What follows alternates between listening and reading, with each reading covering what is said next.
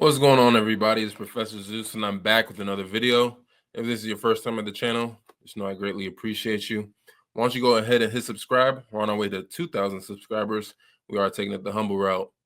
Today, we're looking at a clip floating around about a black woman. She's dropping straight facts, saying when a black woman is serious about advancement, she's got to separate herself from the black community. That's pretty bold, right? I sat with it, chewed on it, and you know me, I'm always looking flaws or different types of critiques to open up a conversation from what people say. But this, she's 100% right. Not a single miss. And I'm going to break it down, add my own little sauce and opinion to it, and, tie it into my world, my business, you and I verse, and how I see things. Hit that like button, subscribe if you're new again, and let's jump right into it. Tina Turner had to flee the US, go to Europe, all to avoid the black community and their toxicity. This is why I say when black women are serious about their advancement, they will separate themselves from the black community. They will have to. And I said this in my live and revenue rush hour, and it was such a great conversation. And I said, when black women are very serious about gaining capital, gaining ownership, and winning in a system and just maintaining peace, they will make it their mission to get away from the black community. They will make it their mission to grow individuality outside of the community. Because what they'll learn is all skin folk ain't kin folk. If you want a better life, you will have to expand beyond the black community. If you want more resources, if you want more cash, you need to expand beyond the black community. This means stop limiting your business to only black people. Stop limiting your dating to only black people. Stop limiting everything down to the black community and understand individuality and expand. This will open you up to much more opportunities, much more capital, and much more cash. We are the only group without a wealth code. The only group. We don't have a wealth code and we don't respect the wealth code. Our code is always found in the trenches. Our code is always found in suffering. Our code is always found in low standards. This is why such thing as gaining capital, ownership, wealth building, leadership is so looked down upon in our community. But things such as a BET Awards or things such as a Kendrick Lamar Super Bowl is seen as the standard of high level excellence. It's because, again, we don't have a wealth code. Our code is literally found in low standards. And this is why every group has been able to surpass us, is because they have a wealth code.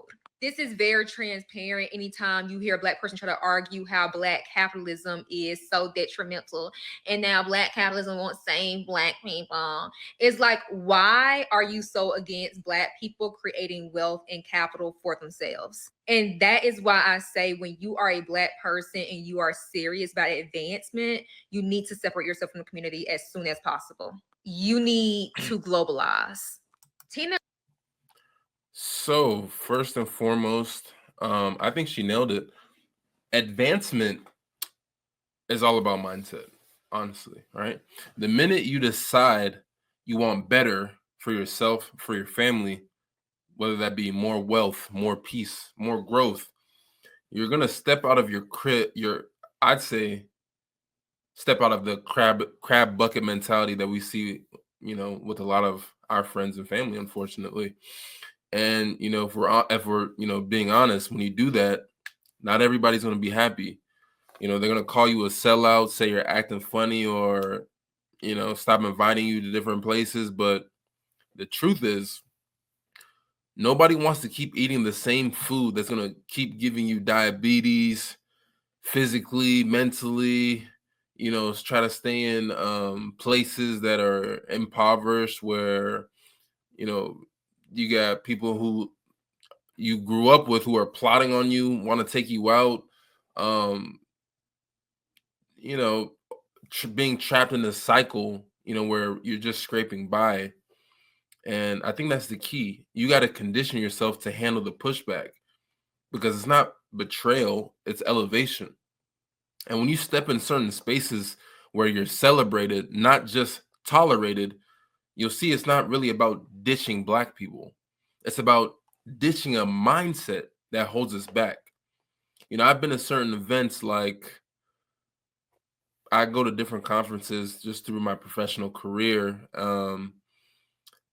Black people, they're there, white people, they're there, everybody's there, vibing, mixing around. You have mixed couples, all races, nobody cares. And the common thread, people are trying to build something, wealth, culture, success, not dividing or being divisive over identity. And this has been flowing with what I've been telling you guys and what I've been trying to build with my own business, You and I Verse. My whole philosophy is extremely simple. I teach you, you teach me, and we take what we learned and taught each other and apply it to what's happening and keep life moving forward. That's the only way life works. It's not about staying in some exclusive bubble, black, white, whatever. It's about growth through connection, right? Money is green, not black or white, right? And to what she's saying, customers don't care about your skin color. They care about your product. So make it good, make it efficient, streamline it, optimize it. That's it. That's all you got to do. But the problem is, when we slap the logo Black business on everything, thinking it's a win, maybe, or you can also look at it at a loss, right? We live in a capitalist economy, a global market, right? If Black people are 13.6% of the population and you only market to Black people, you're cutting off 86.4% of potential buyers and customers. That is not strategy. That's sabotage, because you are obviously creating this product as a means for you to be able to provide for your family and create something that will have some sort of longevity, right? So, yeah, I mean, just really think about it. And if you flip it and you think about if all these business out here said, it's a white owned business, like white only business or something like that, you probably run the other way. Like, he wouldn't go and shop there. So why do we think, boxing ourselves in is power? It's bias, it's prejudice, and some might argue it's actually racism against our own selves. Sell the product, make it the best that you can, make it fire, and the dollar is not going to check your race before it lands in your pocket. You just try to get the dollar, right? Now, we can take it back. History also proves her point. Growing up, if you know me, you know me personally. I studied I studied the Black Panthers and Malcolm X. Um, you know, I have literally one of my tattoos. What shirt is it on? Yeah, one of my tattoos. Just to give you guys an idea, I have all power to the people. All power to all the people. You know what I mean? Early on when these groups were starting, it was really about nationalism, Black nationalism and different things like that, Black power, Black unity, us versus them. But if you think about it, they grew. Malcolm X went to Mecca and he completed Hajj, which is one of the pillars of Islam, which is something that I hope to accomplish one day. Maybe Hajj or Umrah, which is kind of like the smaller pilgrimage. And he saw people of all different races praying as equals and came back preaching unity, humanity over separation. He saw that. The Black Panthers, they ran free breakfast programs, and it wasn't just for Black kids, it was for everybody and anybody who needed a meal. They figured out real strength isn't in isolating It's in connection and connecting. And that's what she's saying. You don't advance by locking yourself in. You advance by stepping out, linking up, and building with whoever is on the same wavelength as you, who shares the same values as you, who shares um, an uplifting character with you, right? You know, when I travel overseas or when I'm going to all these different corporate spaces, you know, I see it. You know, black people, white people, Asian people, Latino people, everybody's trying to get to the same goal. The bond isn't, oh, we all look alike. It's we're chasing the same vision. And that's the shift that she's talking about. You don't abandon your roots. Nobody can abandon your roots. Look at me. I'm Nigerian. I don't try to hide. This is a Nigerian cap. You know what I mean? But I'm not abandoning my roots. I abandon the mentality that can weigh me down and will try to hinder my success. Right? Nobody's saying that, you know, you have to ostracize yourself from your own people, but change your mentality and how you view certain things, because it's going to get greater later, but it's going to take some real reflection and some self-awareness. So, you know, I agree 100%. She's 100% correct.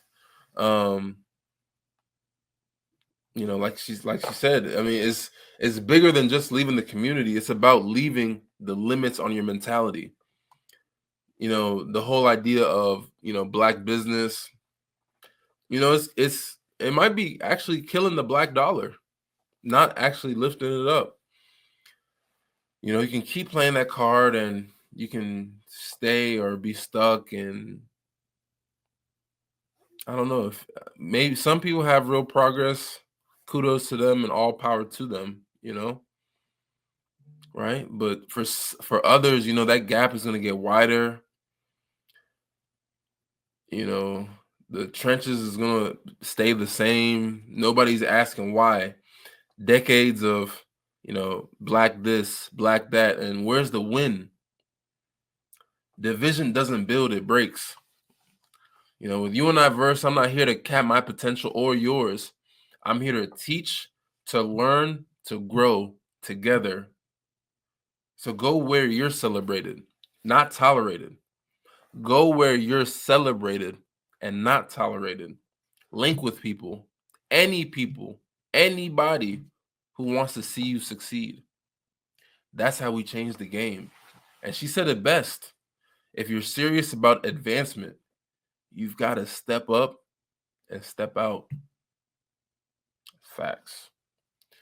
But what do you guys think, man? Drop a comment. Do you agree? Do you disagree? You know, let's talk about it. And, you know, this life, we got to do it together. You know, send this video to somebody who you think might see some value in it. And never ever forget, it's you and I verse for a reason. I teach you, you teach me, and we both take what we taught each other and what we learned from each other and apply it to what's going on. That's the only way life can go on. Until next time, peace.